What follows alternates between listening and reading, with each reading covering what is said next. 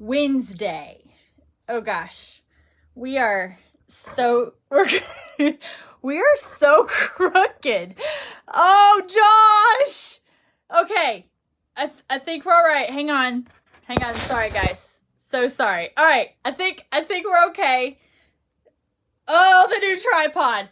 All right, well, hopefully it's all right. If you're having to tilt your head, I'm really, really sorry. All right, Wondering Wednesday, but before we start that, I learned something. This is great. Now, I have to tell you, I am an Apple person. This is not an ad. Okay, but I'm an Apple user. My phones are Apple. Our business phone is Apple for standout. My computer is Apple. Androids, I got nothing against you. I love you too. You're fine. I just don't know anything about your products. I learned something on the iPhone. Are you ready for this? This could really help you because it really helped me. All right, so oh, by the way, this has absolutely nothing to do with the show today. I'm just really excited I learned something. And I believe that if you learn something, it's not meant for just you. You're supposed to share it with others. And since I learned it before this show, I thought, perfect, I'll share it with all of you. Okay, so I have typed in here, welcome to the RV Tea Time Show with your host, Jungle Jen. Welcome. All right. Let's say I accidentally spelled the word time wrong and it says, welcome to the RV Tea Tom Show, which we don't want. Watch this. Now, you see the cursor is over here next to the S, right? We see it right there. If you hit the space bar, you can then move the cursor up, down, left, and right to fix Tom Show to Tea Time Show. Isn't that so cool? I don't know if you've ever tried to use your finger to move the cursor. It doesn't work for me. It always ends up somewhere else. So you just press the space bar down. Hold the space bar down, and then you can move the cursor with your finger on the space bar. Okay, I hope that helped you. I don't know. Did that help anybody? Maybe, did you guys all already know this? Maybe you did. If so, I'm sorry I've wasted your time. But I didn't know that. Now, I do realize they call me Jungle Jen for a reason. I have spent a large part of my last 10 years in the jungle. And I have to tell you, when I came back from the Amazon the first time, I lived there for almost 2 years. I did not know what an app was. I remember, this is a great story. I remember going into the Verizon store with my brother. I am fresh off the boat, just got back. Didn't have a cell phone because we didn't need a cell phone in the Amazon, right? So, oh, sorry, I just hit it again. Okay, so I go into the Verizon store with my brother, and we're looking at the different phones, and I literally said these words to him. I literally said, I don't want one of those phones with all the little pictures on it. I said, whatever those little pictures are, it's just a fad, and I don't want that. Now, my brother, who is very technologically savvy, looks at me and says, Jen, those are apps, and you are going to want those. And I literally fought with him. I was like, no, I don't need that. It's just some fad. I don't need that kind of thing all over my phone. I just want to make calls and text. And he's like, Jen, this is the new thing, and it's not a fad. Apps are going to stick around for a while. You should probably get a phone. Okay, now keep in mind, there's a salesperson standing right next to us looking at me like I just landed from the moon, right? He's like, what is wrong with this girl? Funny times. And my brother explained, she's been in the jungle for a while. We'll get her up to speed. the only way that he could get me to buy a phone with all those little pictures on it with the apps was to tell me that if in 3 months I didn't like it, he would buy it from me. And I was like, fine, I guess I'll just get one of those phones with all the little pictures on it. Yes, that's a true story. You want another Amazon story? Okay, maybe today is like Wondering Wednesday, Amazon story day. I don't know. Well, okay, I'm back home, again, fresh off the boat. I went to go and stay with my parents because I didn't have a place to live right when I got back. So I am staying with my parents, and I'm up in their bathroom upstairs, and I'm brushing my teeth one night before bed. And I'm brushing, and I look up, and I see on the shower curtain, there is a little bug. And well, I guess, okay, little is a relative term. It was little to me, but it wouldn't have been little to Mom. It was like one of those, gully nippers. Do you guys know what that is? It's like, it's not a harmful bug, but it was big enough that Mom would not want the bug in her bathroom. So I'm brushing. I look up and I see the bug, and I think to myself, Mom probably doesn't want bugs in her bathroom. I'll kill that for her. So I walk over there and I'm looking at it and I'm thinking of the strategy of how I'm going to get that high. I spit, and then I look back up at the bug. Guys, I spit on the floor. The sink was over there. I had been so used to brushing my teeth in the jungle, where we just brush our teeth and you just spit on the ground, that literally it didn't even register to me that I needed to go over and spit in the sink. Now, my mind was on something else. It wasn't like I was consciously thinking about spitting on the floor. And so now I'm thinking, well, now I've got to clean up the spit because Mom probably doesn't want toothpaste spit all over her floor. And Mom definitely doesn't want this bug in her bathroom. I'm glad y'all are laughing with me about this. I really am. All right, so there is 2 fun stories for you on Tea Time with Jungle Jen. Yes? And I love that my Tea Time coffee mug today says, real life. Welcome to my real life, sometimes back here in the United States. Sometimes it's tough. And one of the questions that I often get is, what's it like going back and forth? And I'll tell you that when I went, I knew that there was going to be culture shock. That is a very real thing. Even if you've only gone on a mission trip for like 1 or 2 weeks to another country or another culture, you know that there is culture shock. That's very real. And I had been warned that when I was going to come back to the United States, I would probably go through what's called reverse culture shock.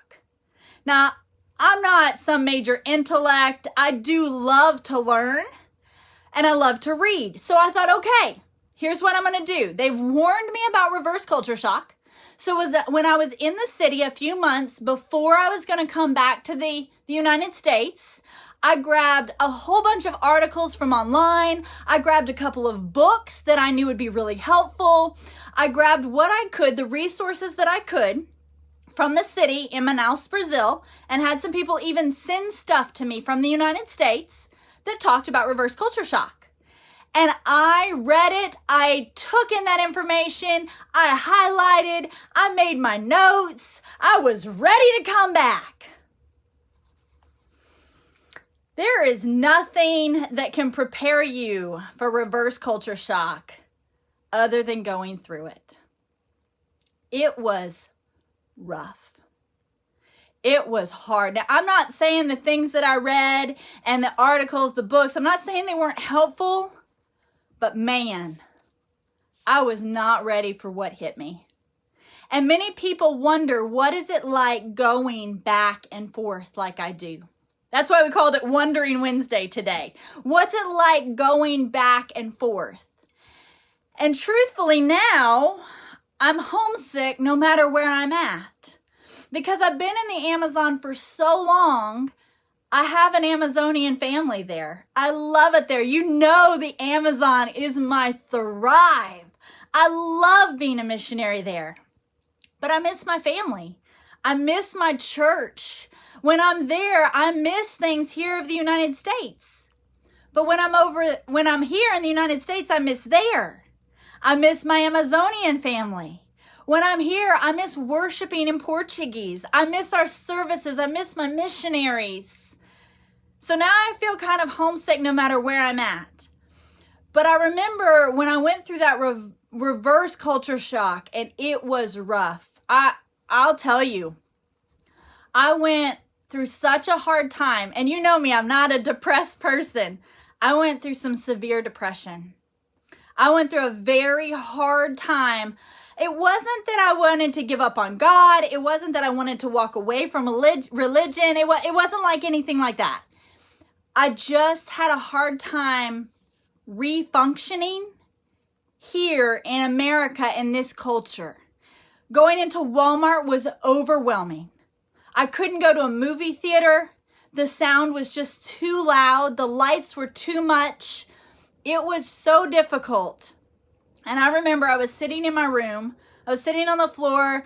I was trying to do this little project that somebody had told me might help, which was to cut out some pictures and cut out words out of magazines and post them on a piece of paper that just kind of gave you hope and things that spoke to you. And it kept my mind and my heart and my hands busy. It was good.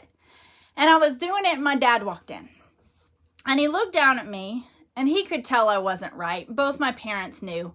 And my parents, they're so wonderful. They tried to do everything they could to help me. But they had never lived in the jungle for almost 18 months. They had never been outside of their own culture for that long. So they didn't know how to help. And my dad walked in. He looked down at me. And he said, I want to do something for you. What can we do? And I remember looking up at him with just tears in my eyes. And I said, Dad, I don't know what to do. I don't know how to get better. And it was hard. And he said, I know. And all of a sudden he left. He just left the room. And I thought, well, that was kind of strange. About 30 minutes later, he walks back into my room with a massive drill screwdriver thing, electric screwdriver, and bolts and hooks. And he said, I'm hanging you a hammock right here in your room. This will help you sleep. He's so thoughtful. That was so considerate of him. I tear up just thinking about it. I really do. Because it meant the world to me. He didn't know how to help me emotionally. He didn't know how to help me. He prayed for me, which was great spiritually. But he found a practical, physical way to help me. And you guys wonder, why do I sleep in a hammock today? Even here in the RV, I have a way to set up a hammock and I sleep in it every night. When I go to my parents' house, I say that they have a room that is hammock accessible. And it is, I can just hang my hammock. And all of a sudden I started to sleep better at night because I hadn't been used to sleeping in a bed. I had slept in a hammock that whole time in the Amazon. And Dad found a way to make me more comfortable with where I was at. He found a way to bridge a cultural gap. He found a physical way to help me. Jesus often met a physical need before he met a spiritual need throughout Scripture. Almost more often than not. You can go through Scripture and you can see he would open the eyes of the blind. He would heal the leper. He would love on people. He would feed them. Think about when he fed the 5,000, right? He fed the 5,000. He fed these people. That's a very physical need before he met the spiritual need. And I want to encourage us today, what is a way that you can look around? Our world is in what looks like a mess. What are some ways that we can meet physical needs? I think it's great that we want to love on people with the love of Jesus. We want to tell them about him. We pray for them. But what are some ways? Put in the comment section if you've got some ideas. I know it's tough. We've got the whole mask thing. We've got the social distancing thing. But what I fear, and maybe fear is the wrong word, my concern, that's a good word. My concern is that we aren't reaching out to one another quite like we used to before COVID. You see, the enemy has come, John 10:10 says, the enemy has come to steal, to kill, and to destroy.